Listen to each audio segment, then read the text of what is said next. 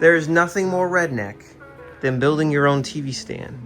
And I'll tell you what, look how perfect this is. The center speaker fits just right. Enough room for the AV receiver, some game consoles. Still got room here and there.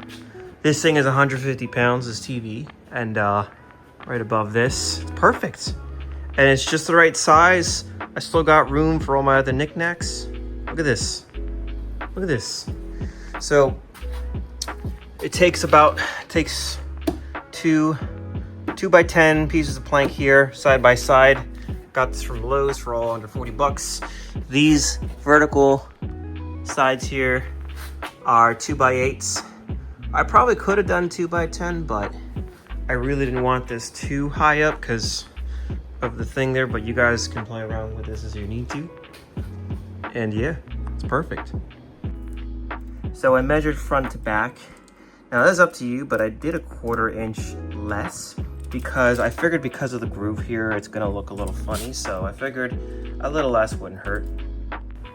This is my method for cutting. I measure about 1.25 inches from where I want the cut to be this way. So I can do a nice slight cut, line another piece of wood, straight down, easy cut. And I got this piece of insulation, 2-inch thick, that I use as a backboard. It's a pretty good system. Couple of things with this now. You're gonna notice some of the wood's not, I think they're all not perfect. So you see how I was able to tap my foot and it kind of shakes left to right. So it kind of caves in towards the bottom. So you want to flip it around. Get a nice test fit. This is what I'm going for, you can see. Put one back here to help reinforce it, so I had to cut it the right size. This one's a bit bigger, but this AV receivers are about 17-inch standard, give or take. So I gave it space for 18 inches. I mean, this is accounting for the whole TV size left to right.